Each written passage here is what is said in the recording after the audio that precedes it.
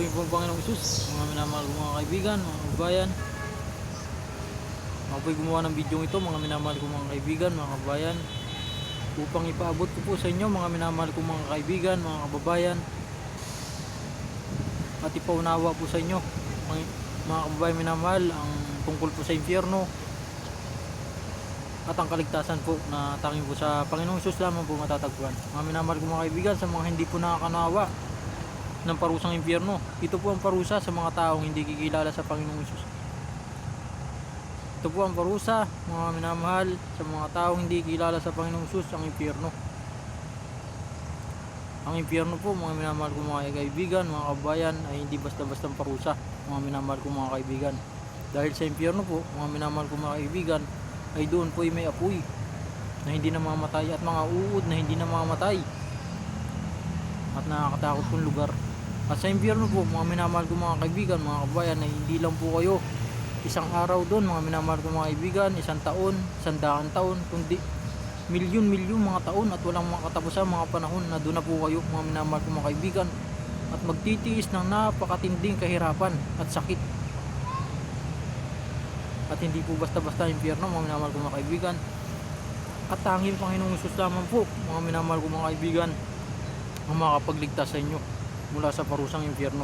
Pag tinanggap po natin ang Panginoong Isus bilang Panginoong tagapagligtas at ibigin po siya, at ibigin po natin ating kapwa at sumunod po sa patakarang umiiral sa ating lipunan. At napakadali po ng pinapagawa ng Panginoong Isus, at ito po ay pawang kabutihan, mga minamahal. At sa mga hindi po talaga maunawaan kung ano po ba ang impyerno, mga minamahal ko mga kaibigan, ako po ay nagbibigay ng munting paalala sa inyo, pagkaunawa sa inyo, mga minamahal kong kaibigan, sapagkat hindi po naunawaan ng iba nating mga kababayan dahil po sa lumalaganap na pagsamba sa masamang espiritu at lumalaganap na satanismo sa ating bansa. Ipinapaabot ko po sa inyo, mga minamahal kong mga kababayan, na napakahirap po sa impyerno. Hindi po basta-basta ang parusang impyerno, mga minamahal kong mga kaibigan, mga kababayan.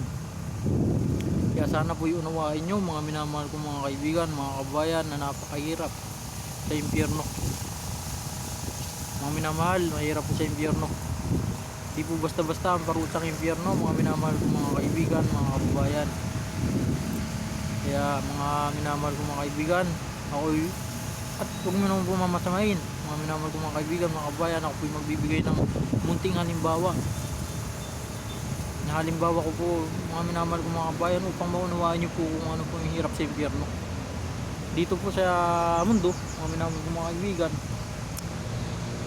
Subukan nyo po, mga minamahal mong mga kaibigan, na kayo humiga sa baga, sa uling, mga minamahal kong mga kaibigan. Huwag nyo po mamasamain, binibigay ko lang po kayo ng konting idea upang maunawaan nyo po na napakahirap po talaga sa impyerno. Humiga po kayo sa baga, sa uling, mga minamahal. Bumili po kayo ng uling dyan sa palengke, paapuyin nyo po ito, mga minamahal, mga minamahal mga kabayan.